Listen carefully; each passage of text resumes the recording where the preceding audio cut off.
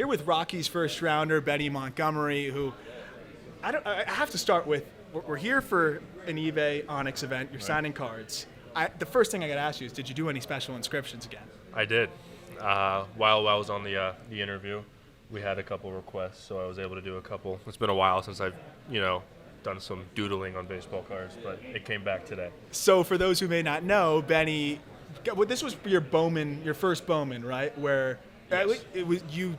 Most people just sign their name real quick. Right. Nowadays, most guys just put like a line. They don't even put that much in. Yeah. Not only did you put the full signature, but you started to put like little inscriptions. I think you doodled a rocket ship, and you put like Benny and the Jets. What possessed you to do that? Because you probably had no idea that actually makes it worth more to a lot of people. And did you know like what you were doing there, or were you just having fun with it?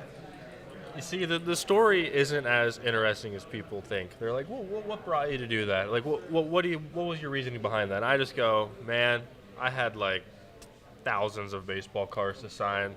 I just got bored. Like, I'm sitting there signing, for 2-3 hours at a time, enjoying it, but at the same time, it's kind of a mindless activity. And I was just like, all right, I'm bored. I'm going to doodle on this card. And so I would do the Benny and the Jets thing. I think I did the Borat thing first. And then I had the brilliant idea of putting that on Twitter, thinking nothing of it. I think somebody on Twitter called me out for having 2 different signatures or something because they thought that the crappier signature that I was doing, which was my like normal signature, was mine, and then my nice signature that I do for special cards was my mom's. And I was like, no. I do that sometimes. So I proved it on Twitter, and then I posted another one that I doodled, and then it kind of blew up from there. You didn't expect to open up that whole can of worms. Collectors, Oh God, no, I did not. They're intense people. They want to make sure it all Right. works well and makes sense. But you ended up, and I think, endearing yourself to the community because I think people really love to see people have fun with it, and that's exactly what you did. Did you think you might like get in trouble for not just having a regular signature? Like, did you realize, oh wait, maybe I can't doodle on this card? End up being welcomed, but a little bit of a risk there. I had no idea because, to be honest, I was just bored. I was like, whatever. I got a card here, just gonna doodle on it.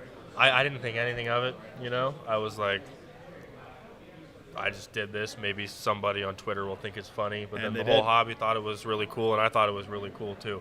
So it was cool to see the kind of the community. Did you ever hear from the person who pulled those special, doodles that you had? Or have they not been pulled yet, maybe? I saw one thing on Twitter recently. I don't know if it was real or not, but one of my more famous doodle cards got picked, but I'm not sure if it was real or not. But I haven't seen it. No. And then how about these Onyx cards? What were some of the unique doodles that you put on these? I put a Benny. I did another Benny and the Jets one back there. I drew an airplane and then signed it. I'm not an artist. Like, I don't draw. I did my best. It looks like a airplane that somebody in preschool would draw, but it's there, and signed it. I did another one with kind of the Rocky Mountains for the Rockies. Signed one with my nice signature. It was a good time.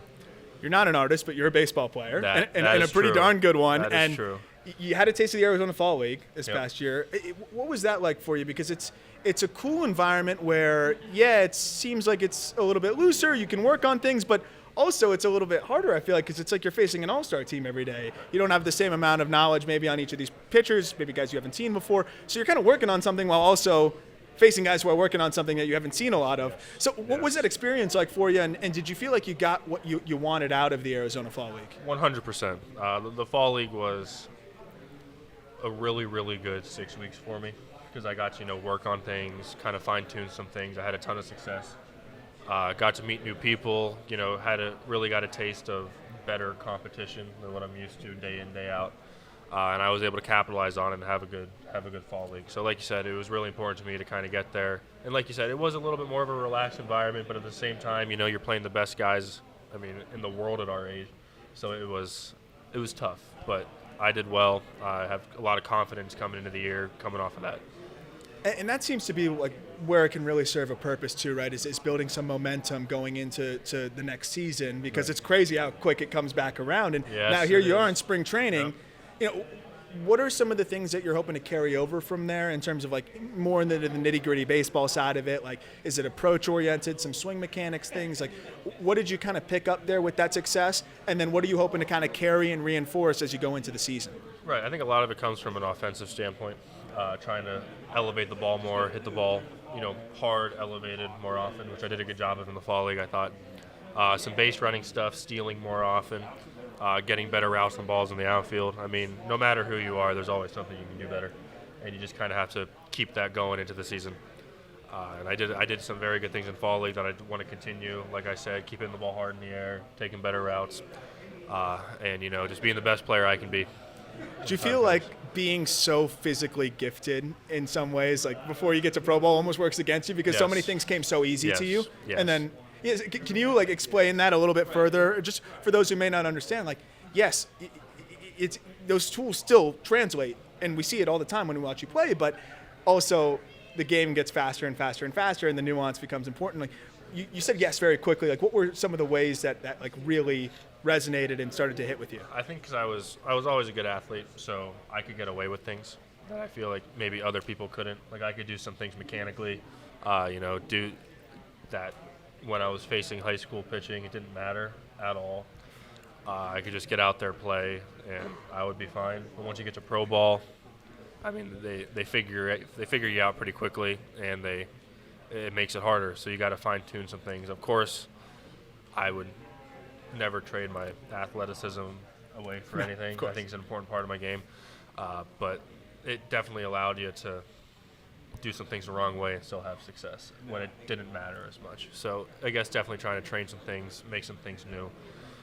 But it's definitely a blessing and a curse. Much more of a blessing. Yeah. Much more. Well, it's the ultimate blessing when you get everything where you want it to be exactly, and then those things shine through even more. And we saw flashes of that in the Arizona Fall League, as you mentioned. And it's got to be great when you mentioned wanting to elevate the ball more. You go to a place where you instantly get rewarded for elevating the ball with the way that it flies, and then really seeing with how hard you hit the ball. It doesn't even matter where you're hitting it. If it's in the air, it's going to go in a lot of places.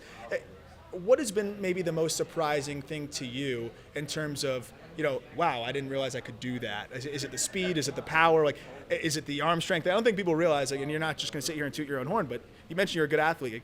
Your tools are crazy. Are there some things that you do on the field sometimes that you maybe even surprise yourself? I think a little bit of it has to do with preparation. I'm much heavier this year than I was last year, so I came into this spring training. Even taking batting practice is different for me now. Like, I just notice a lot more power. Comes a lot of hard work in the weight room and a lot of people helping me out with that.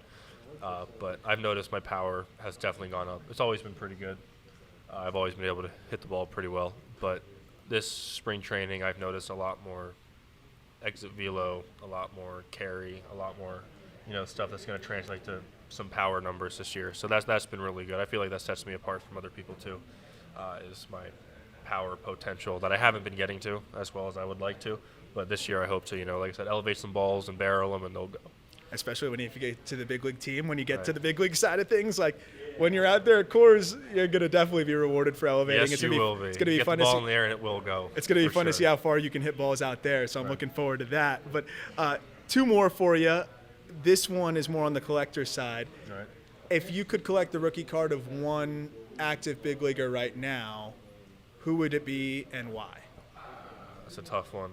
Shohei and Trout obviously jump out to me pretty quickly. Yeah. So I'd have to probably say Trout. I got to be still Trout. It'd still be Trout. I'm from Pennsylvania. He's from New Jersey. So I mean that's pretty close to me. So it's good to see a Mid-Atlantic guy with all that success is so cool to see. It's inspiring, I guess, to some of the younger guys. He's somebody I've looked up to. We got to play against him a few days ago. So being in the opposing dugout from somebody like that is surreal. This is crazy. How just about knowing that you're in that position?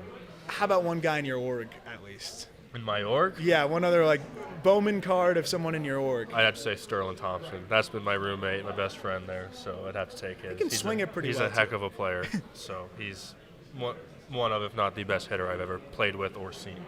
So I'd have to say his. And then you hit on it, the last question, but it may be a little bit, maybe there's some other aspects of things that you want to get into here. But what are some goals for 2024? You mentioned elevating and some of those things as well. But anything outside of what you discussed already that's a focus for you, something that you'd love to see yourself do in 24? Right. And I get that question a lot. And my answer is I don't have any. I guess the best way to put that is I want to prepare the way that I can, make sure I'm ready to go, body's healthy, mentally prepared, physically prepared to play the game, and let everything else do itself. I don't have any goals. I don't want to be here or there, do this or that. I just know that if I do the right preparation and I don't make myself too result oriented, everything will fall into place. So love this that. year, just go play baseball, have fun doing it, and win games with my teammates. That's all you can do. Well, I'm pumped to go see you play baseball soon, course. man, and I'm really excited to see what you're going to do. I'm really pumped to see you elevate this year. It's going to turn Let's into do a it. lot of home runs, but thanks so much for the time, and good luck with Of everything course. this year. Thank you.